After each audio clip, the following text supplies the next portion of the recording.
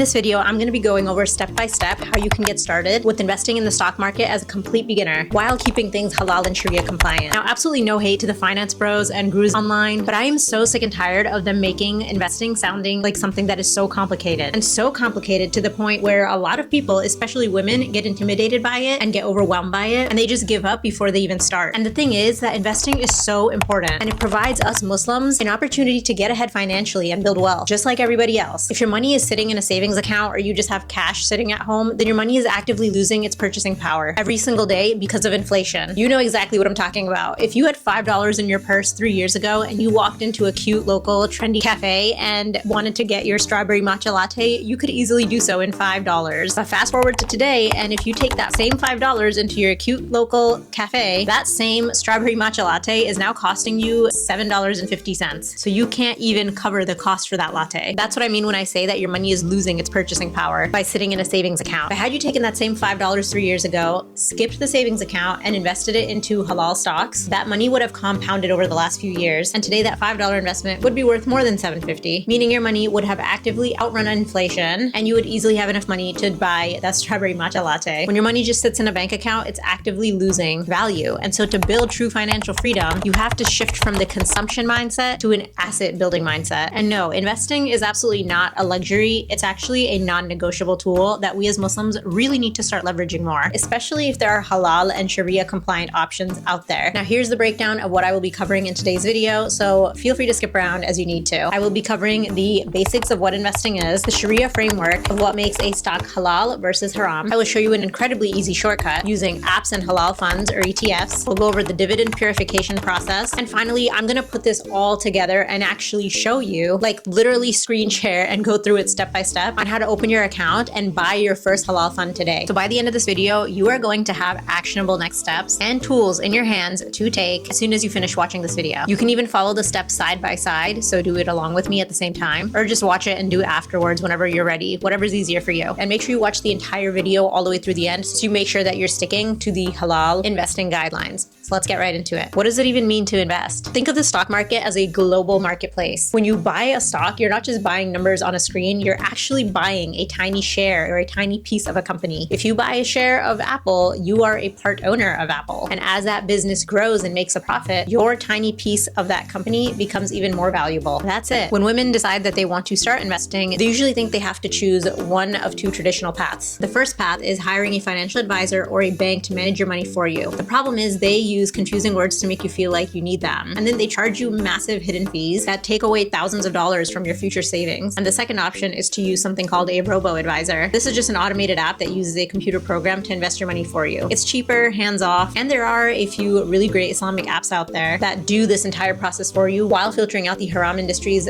automatically. But the ultimate goal is DIY investing. This is where you open up your own account and skip the middleman entirely. And this is how you're going to get the most bang for your buck. You literally just buy your investments directly. And I know it sounds scary, but I promise you it literally takes less than 10 minutes to set up and get started. And once you do it, you're going to be like, oh, that was it? Halal versus haram stocks. What's the difference? Now, because buying a stock means that you are a part owner of a business, naturally your money cannot profit off of things that go against Islamic values. This means that we have to look at two different levels of screening. The first level is called the industry screen, where we completely avoid companies that make their money from impermissible sectors like alcohol, gambling, interest-based banks, tobacco, and weapons. But the screening does not stop there. Even if the company passes in an industry test like technology or healthcare, we still have to look at their back-end financials. This is the second level of screening, usually referred to as the financial accounting screen. And it officially looks at three strict mathematical rules. One is the debt rule. A company cannot be drowning in conventional interest-bearing debt. Sharia guidelines state that a company's total interest-paying debt divided by its overall market value must be less than 33%. If a company relies too heavily on interest-based loans to run its business, it is disqualified. Number two is the interest income rule. A business cannot make its money from hoarding cash in interest-bearing accounts. Any investment income they make from interest must be less than 5% of their total revenue. And rule number three is the liquidity rule. A company needs to be a real business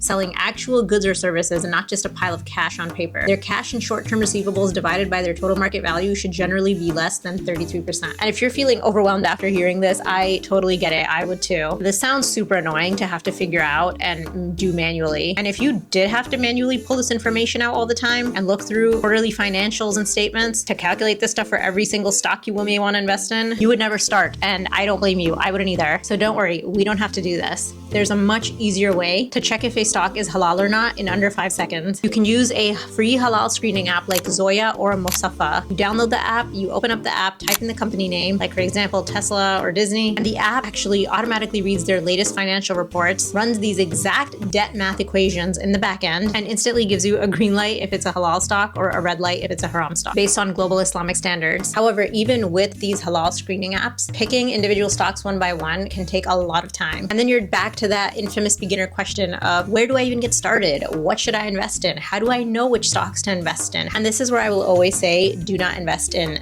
individual stocks. It's too risky and too time consuming to figure out which stocks to invest in. If you want the easiest, most automated way to start investing as a complete beginner, you want to invest in something called an ETF. ETF stands for exchange traded funds. Think of an ETF as a pre-made basket of stocks. So instead of buying a bunch of individual stocks, you just buy one share of this ETF basket, and your money is instantly spread across hundreds of different businesses all at once. And there's different ETFs for different sectors, different indexes. There's international ETFs, domestic ETFs. An ETF is way less risky. It protects you in case one company is having a really bad month or quarter, or if they're going bankrupt. All the other companies in that basket of stocks is helping to keep your portfolio balanced and not just tank completely. And lucky for us Muslims, because there are halal ETF options available. This means that these ETFs have already been screened and approved for being Sharia compliant, so you don't even need to think twice about it. ETFs like SPUS or HLAL are absolute lifesavers. These two are specific examples of halal ETFs where a board of Islamic scholars has already done 100% of the screening work for you. They have cleaned out the haram companies and calculated all their debt ratios, leaving you with a clean basket of high-performing halal businesses. You just buy the ETF and you are done. Now on to the dividend purification process. Now I know I said that if you buy a halal ETF, you don't need to do any additional screening or anything like that. But once you do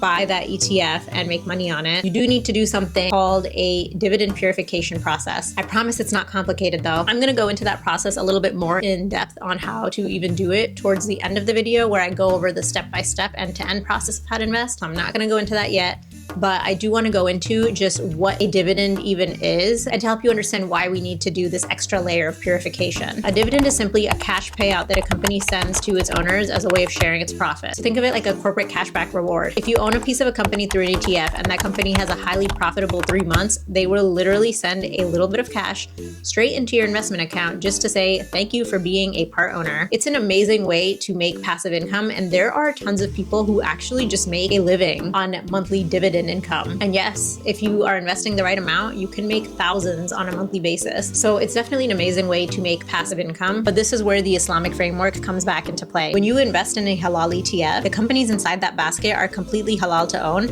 but they are allowed to have a tiny amount of accidental interest income, usually less than 5%. For example, a massive tech company might keep its extra business cash sitting in a regular bank account that earns interest. The company is still perfectly halal, but a tiny fraction of its profit is technically impure. And this makes sense, right? Because we have the intention of investing 100% halal and whatnot, but it's always going to be impossible, especially living in the Western world, to have things be 100% pure. So that's why this is the extra step that we need to take. When that company shares its profits with you by sending you that cashback reward, even if it's just a few dollars, a tiny, tiny percentage of that cashback reward may contain interest. Now, a lot of people ask me, okay, but what if I am just taking those dividends and automatically reinvesting it back into my portfolio to buy more stock, and I'm never actually seeing that money hit my checking account or anything like that? Do I still have to purify it?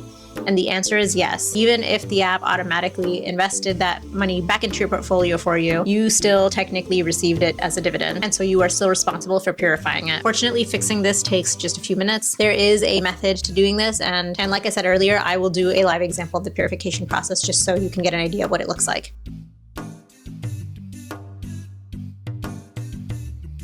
Okay, so now let's get into the step-by-step guide. It's best if you can do this along with me, but feel free to come back to this video and rewatch it later. Step number one, you need a brokerage account. Think of a brokerage account like another type of money account, like your savings, your checking, but instead this is the account that you're going to use to buy and sell your stocks. Okay, so again, step number one is that you're going to need a brokerage account to buy and sell your stocks, and I'm going to suggest that you use the Fidelity app. It's super beginner friendly and it has most of the halal funds and ETFs available for us to buy. So download the Fidelity app onto your phone and create an account. When you do create an account, the app is going to ask you some very basic questions, so just take a few minutes to fill that out. Step two is now to fund your brokerage account. As soon as you finish up the initial setup, the app is going to prompt you to link your bank account. You can move over whatever amount of money you're comfortable starting with. And just to give you an idea of actual numbers, one single share of a major ETF like SPUS is only around $55. You can buy the other halal ETF, HLAL, for around $68 a share, and an international fund like UMMA for only $35 a share. So seeing those numbers should completely debunk this myth in your head that investing requires you to have thousands of